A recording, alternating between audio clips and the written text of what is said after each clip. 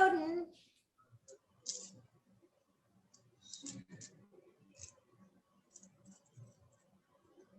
Here we go. Hey, everybody. It's 3 p.m. and it's time for dinner with Nanny Bubby. And joining us is my very favorite, very sweet, dear Susan Conis-Thomas, who's been on the show with us before. But today, whoop, lost you, Susan, this computer, 1 minute.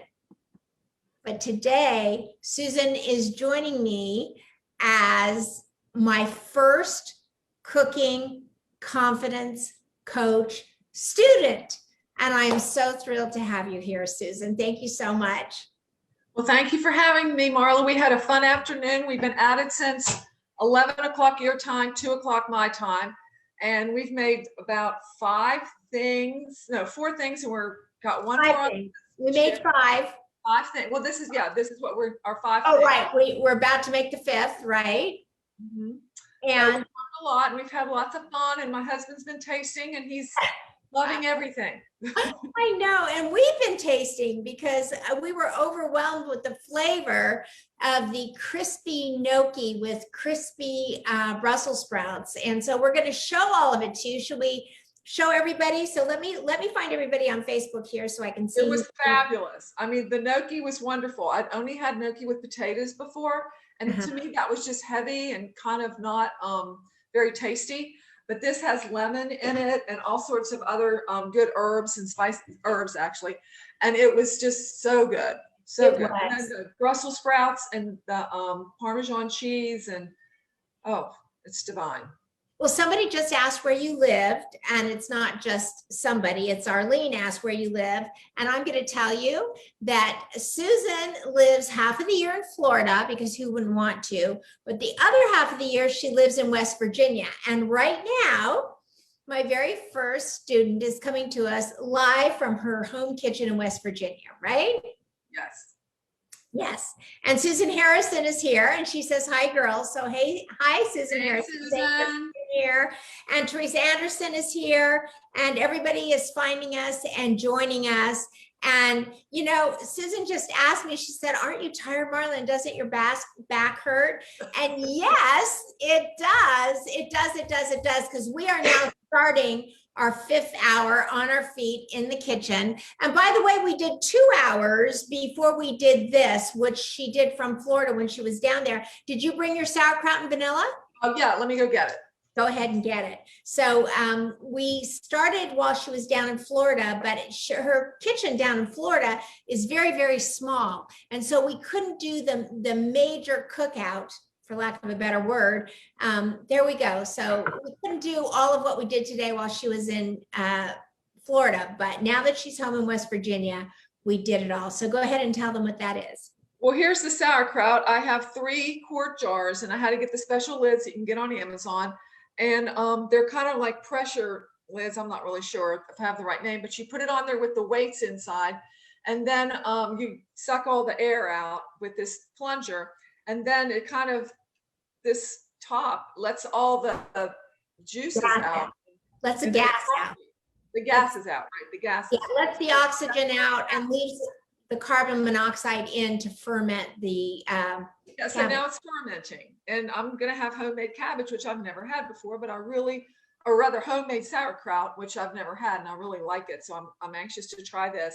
And then we also did the vanilla extract, which you get the vanilla beans, and you put, I think, was it 15 in here? I think it was 10 or 15. Well, I think we put in 12. 12, okay. We cut them in half.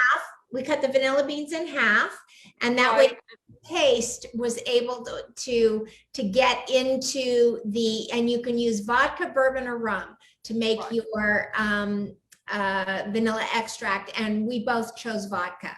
Yeah, so this was both on the 27th of April.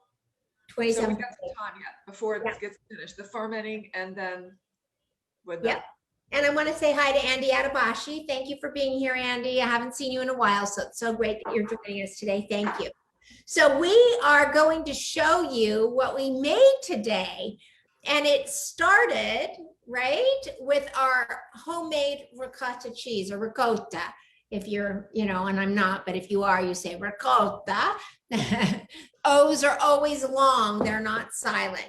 So this is what the ricotta looked like. So this recipe is really, there we go, is really very, very simple.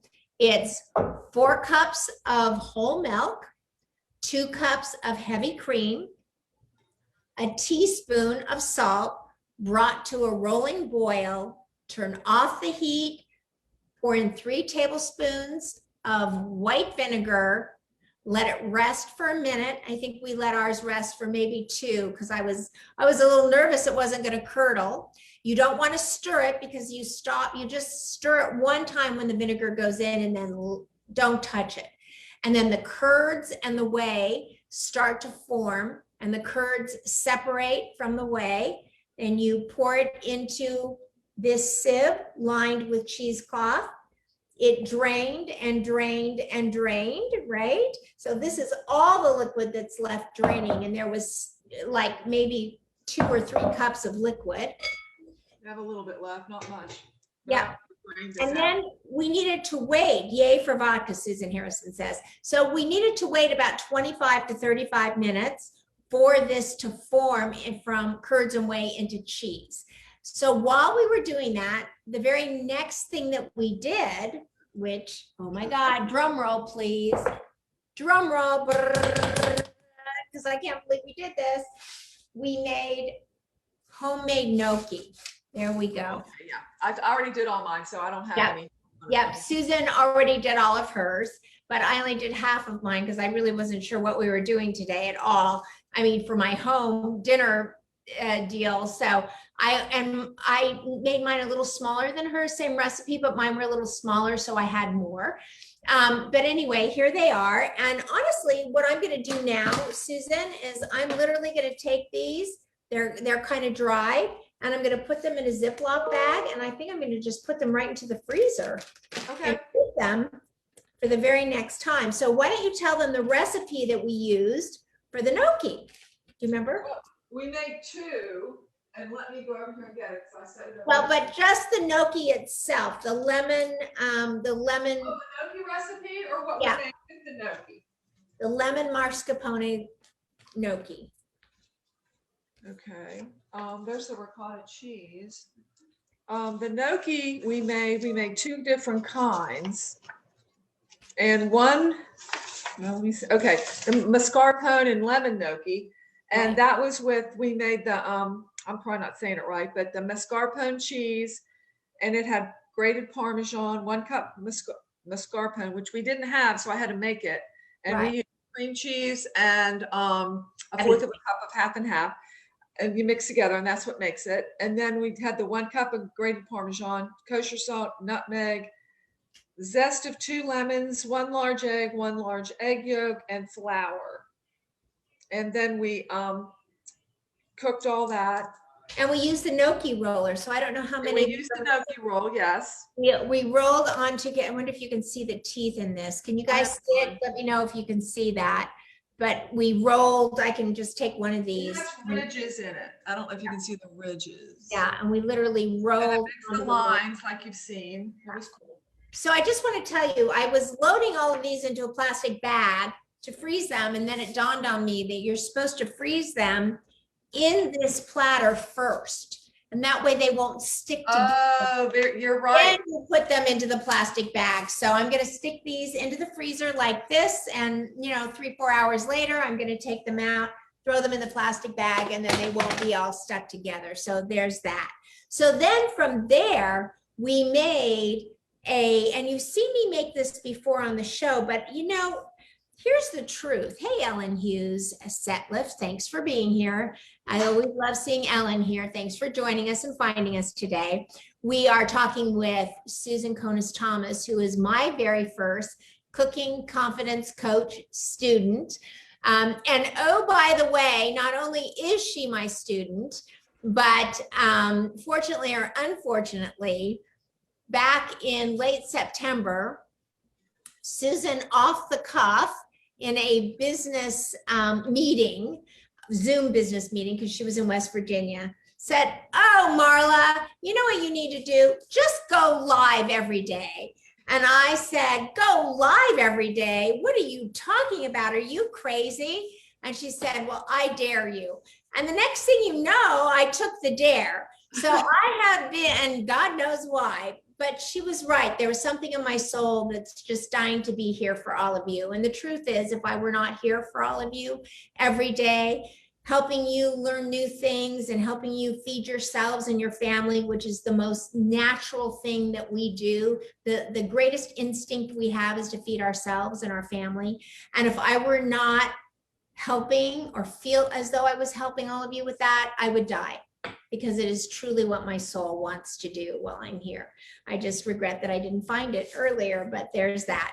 Anyway, so what I made with all of you, my point of telling you all that is that I have made this crispy gnocchi and crispy Brussels sprouts at least 4 times, and I've made it twice for all of you.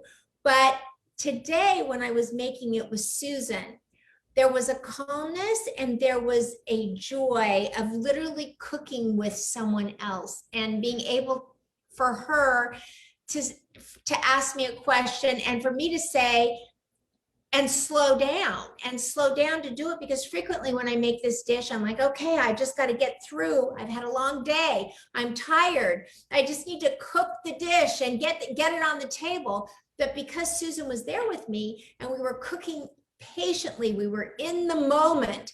And when we took that off the fire and into the serving plate, which I'll show you, listen, it's 3 hours, it's 3 hours old already, sitting in the plate here. But these Brussels sprouts are, let's see, are sauteed just charred brown. Can you see this? Mine.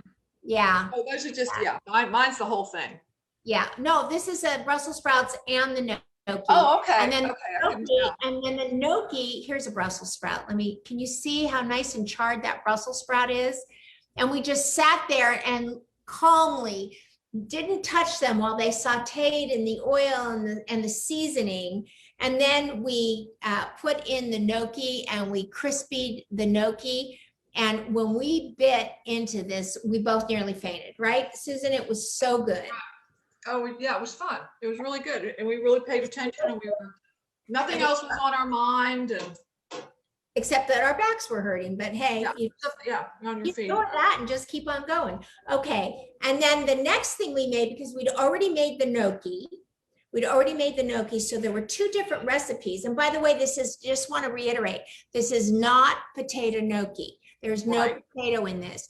This is mostly mascarpone cheese, and Parmesan and seasoning. You just read off the list of everything else we put in. And it's but with all that, it's a couple of mascarpone. Lemon. The lemon is what really makes it taste so lemon good. zest. So what it is that there's a lot of protein in this gnocchi. It's not like potato gnocchi where you've got a big bite of potato with a big bite of pasta. Yeah. So this is really light and fluffy. They're like fluffy pillows, and it's mostly cheese. And then there's a light flouring on the outside in order for you to roll it and make it in an egg. There's eggs. So there's like very little carbs in this gnocchi. I mean, I think all of us are always cautious about how many carbs in a day that we're eating. And the truth is this has very little of the flour in it, which is what and why I like it. Plus, when I eat potato gnocchi, I feel like this is Italian, but when I eat it, it tastes Irish. You know, I want an Irish stew with it if it's potatoes. So anyway, let me show them. You grab yours too, Susan. So this is the lemon mascarpone. It's really hard to show it, but these were boiled, made like little pillows, soft like little pillows, and then over the top was a brown butter and thyme sauce. So yeah, it looks really good. It just tastes like little soft pillows melting in your mouth. Very different from the crispy gnocchi, but all from the same gnocchi that we made earlier in the day and that we both rolled on our little gnocchi roller. So Teresa said, is the gnocchi recipe on the website? You know what? Hi, Brenda Kramer. You know what, Teresa? I actually don't know. I actually can't remember. It's not on nannybubby.com recipes, but I know I've made it earlier in the year. So I'm going to post the recipe for this lemon gnocchi. It is really good. You know how I've been posting the ingredients for every recipe after I'm done with Facebook? So today, after I'm done, Teresa, because you asked for it, I'll go ahead and post the recipe for that. Hey, Laura Grau, nice to see you. You've been away, you're back. I love it when everybody shows back up. So, and the way that you make it is just mix it all together and just roll it on a gnocchi roller. So there's that. So after we were done with that, our ricotta cheese was ready. So here's the ricotta cheese. And what we made next was the tomato crostinis, double tomato crostini. So the secret in the double tomato crostini, let me see if there's any more questions. Nope, everybody's got their questions answered. The secret to this, you're welcome, Laura. The secret to this is the smoked mozzarella cheese. Look at that, isn't that gorgeous? So this is the mixture.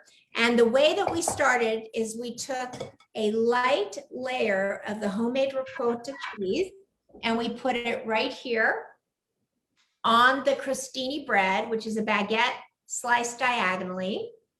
And because the light layer of ricotta is on here, it adheres the mixture that we have here, which is sun-dried tomatoes, real tomatoes, toasted pine nuts, basil, olive oil, vinegar. I know there's a few ingredients that I'm missing, but once you spoon that over on the top of your crostinis, the ricotta at the bottom, it helps the mixture adhere to the bread. So when you take a big bite into that, it doesn't fall off or fall over, and it makes a beautiful, absolutely beautiful, look at that, absolutely beautiful appetizer that you can serve at any time. So we sprinkled it with chiffonade basil, and I had sent Susan some basil olive oil from the Temecula Olive Oil Company, and she drizzled basil olive oil over the top of these, and it just looks gorgeous on her platter, doesn't it? Let's give her a my Harmony said my ricotta presentation has major Giada vibes.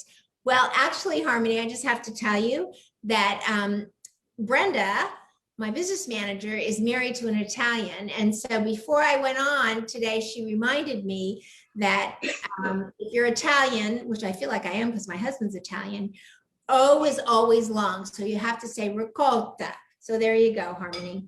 And this also called for smoked mozzarella. We had no smoked mozzarella. And I'm going to tell you, if you can find smoked mozzarella, it's always in a brick.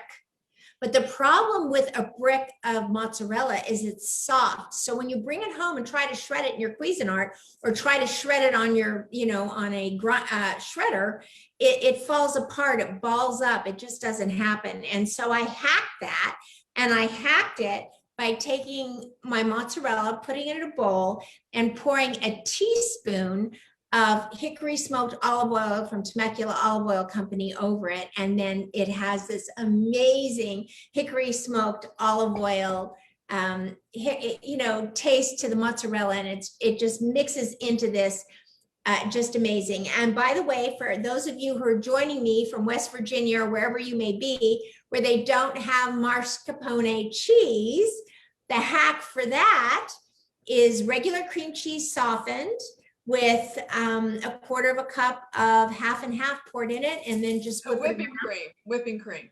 Okay, quarter cup of whipping cream mixed in, and then it becomes mascarpone cheese. So Sue Rainish is here. Thanks, Sue, for being here. So that was the last thing that we made, and we have one more thing to make. So, but we ran out of time. Like, we were ready to make the last dish, the fifth dish, but in doing so, it was almost 3 o'clock, and it was time for dinner with Nanny Bubby. So I said, Susan, you have to join me. Hey, Brenda Kramer. So here we are. We're going to make the last dish together for all of you. So I'm so glad that you guys are joining us. Okay, so Susan, take your bowl. And what we're, good job. So what we're going to take, and we are going to literally comb out of here with a spatula the ricotta right out of the sieve. There, most of it will just fall right out. And then you just want to scrape it and get all this ricotta right out of the cheesecloth. And then the great news about this is this gets to just get thrown right into the garbage. Okay, all right. Now we have taken a round sourdough bread. Just pop this right into the garbage can. So here's the other thing. Having not done a 5-hour cooking course before for anybody, I really didn't know where I'd be at kitchen-wise. Like, could my kitchen be a disaster in which I think I might run away from home because I'm so tired. The thought of having to clean up right now is way too much for me. But the truth is that Susan and I both have the same style. So there were moments of being able to clean up while we were going. In other words, my gnocchi cooked before hers. So while I was waiting for her to finish with her gnocchi, I just was cleaning up a little bit. And then sometimes she got done before me. And so she cleaned up a little bit. And so when we were done, we don't have a huge disaster. In fact, everything in my kitchen is cleaned up.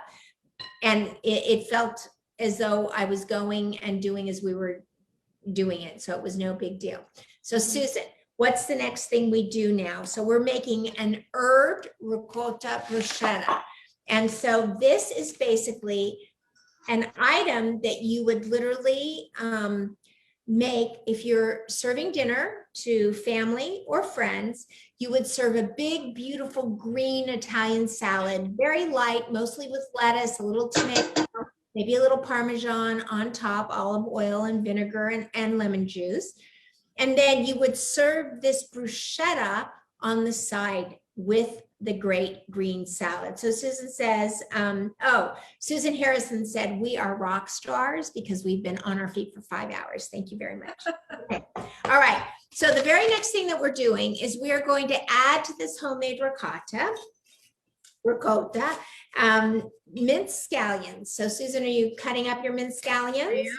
Okay. Do you want to tilt it down a little bit so that everybody would see? I'll try.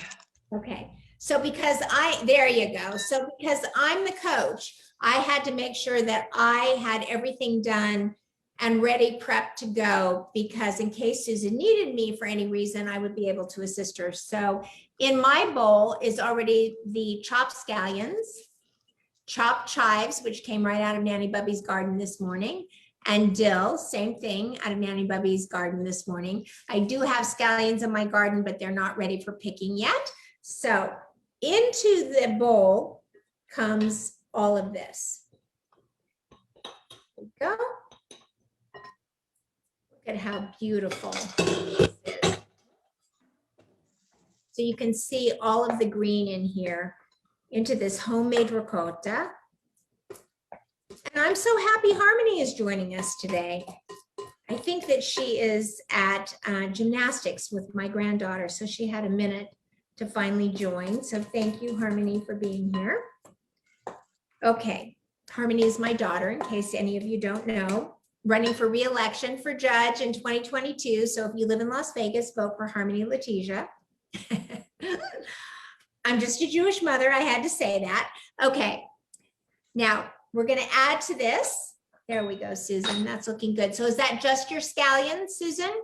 Yes. Okay.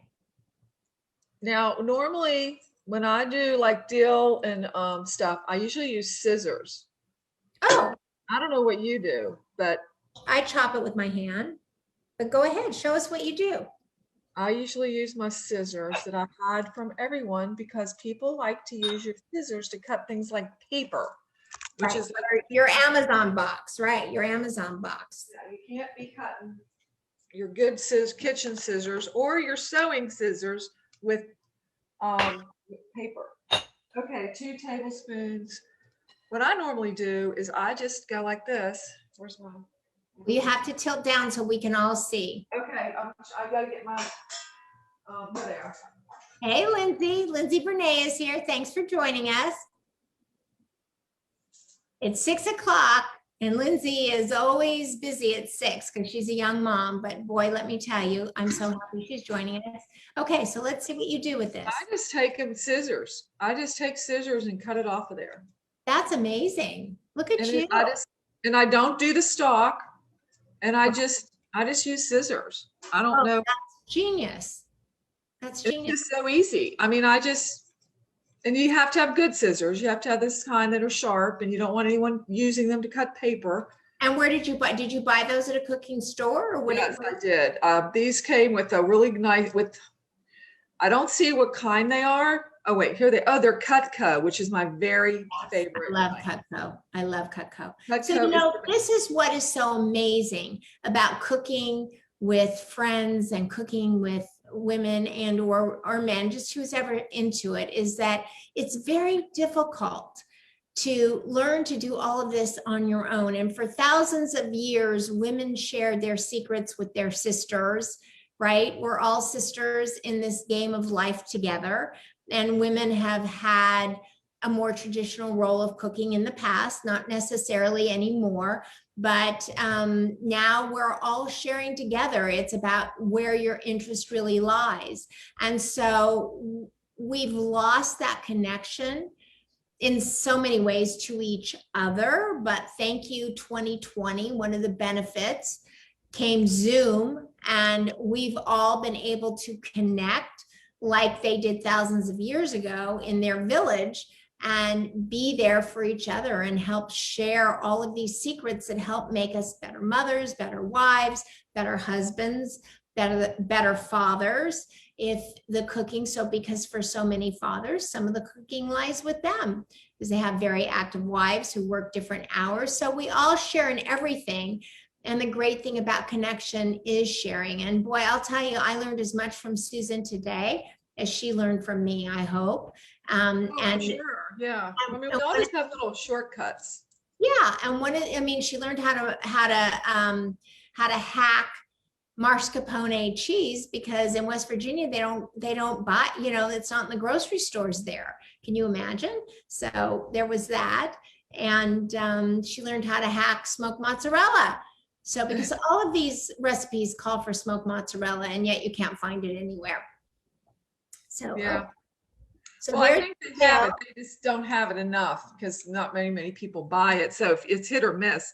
But yeah, I mean, and I even called my Italian friend, and she said that's the only place you can find it. She said, so what are you gonna do? So let me ask you, you have left to do the chives. I have the chives here, but I haven't done them yet. Okay. All right. I'm almost finished with this, and I'll get onto those. Okay. And I'll probably, I don't know. I'll just. Yeah, they'll go really fast if you cut them. Yeah, I'll just cut them with scissors. Yeah. Yeah, it's so easy. I mean, I like my scissors. I use them for a lot. Anybody else use scissors? Anybody else use scissors when they're making? I've never thought of it, but I worry about my scissors because my scissors get pulled out of my drawer all the time to open Amazon packages. I get really nervous about it. So I try not to hide them. Yeah, that's what I have. You have to hide them. I hide them. I don't, they're nowhere to be found in my kitchen, but me can find them. So Ellen uses scissors as well. That's amazing, Ellen. That is amazing. I never thought of it. That's a hack. It's a great hack. And look how easy that was rather than, chopping there like that. I think they're easy. So, okay, now Susan, what you want to do when you're done with that is add a teaspoon of salt and a half teaspoon of pepper. Okay, almost finished. And we're going to look how beautiful. And we're going to mix it. Okay. What'd you say? How much salt? Because it's not on the paper. Salt and a half teaspoon of pepper. Okay. Now, Susan was unable to find sliced sourdough bread, but I could only find sliced sourdough bread, which I kind of liked, because if you're going to serve this as a bruschetta with your salad, I like the idea of the fact that it is already pre-sliced. And what we're going to do here, I had a little ricotta fly out of the bowl. Okay, we're going to wait for Susan to go ahead and mix that. So you can see how it's going, and literally how much fun we had today. And I'm just sitting down because whoa. I'm just sitting down because whoa. It's time to sit down. Okay. Okay. All right. Did you put your salt and pepper? I did. I put that in there. So you know what, Susan, the way the sun was coming into your kitchen earlier today, it looked like your kitchen cabinets were white, but I can see right now they're more of a blonde wood. They're, what are they, whitewashed, I guess is what you call that? Okay, wait a minute. I'm not really on solid ground. Hold on. That's okay. And you got the salt and pepper in. Okay, Yes, good. I did. Okay, now we're going to take our garlic. Okay. And we're just going to take a clove of garlic that's been cut in half, and we are going to rub that garlic right onto this bread. So this bread has been put into, it's been roasted in the oven or on a grill. Oh, you can smell the garlic coming through there. Oh, that's amazing. Let me grab another one. Okay. And you're just going to, you can smell it. It's just amazing. The bread is hot. Actually, the truth is our bread is hot. Okay, you're saying, so you take you put it right on the bread. Is that what you're saying? I just kind of rub it, just, you know, Okay. and it kind of grates the garlic when you do right onto the bread. I see that. Yeah. So like that. It's really fantastic. Okay.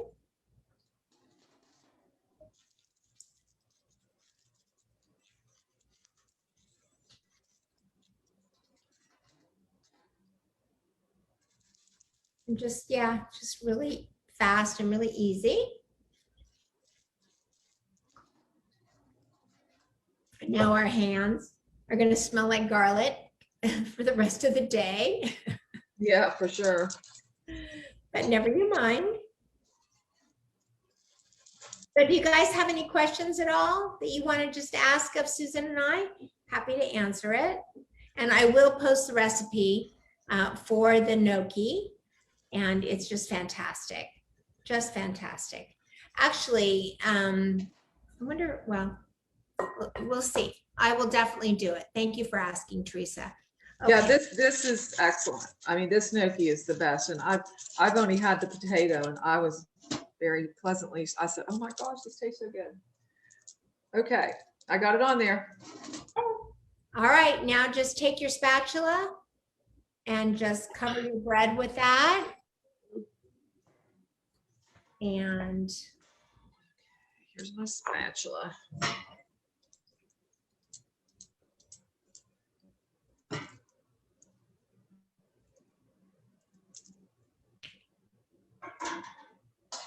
you know, it's funny too. We did spend a good amount of time today where we actually were not talking. We were both focused on what we were doing. Imagine that. We weren't talking. Yeah, imagine that. But there we go. And so now I know Susan has more pieces than I do. And so I'm just going to cut this in half like this.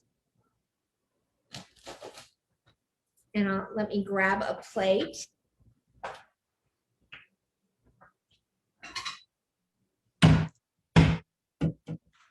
And I would serve this right at the side of salad, probably just 2 half pieces per person. And look at that. Look how beautiful that is. Isn't that amazing? So good. Should I take a bite of that and let you know how good it is? Yep.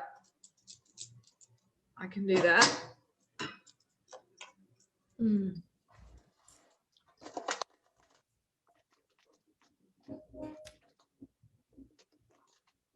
that is so good.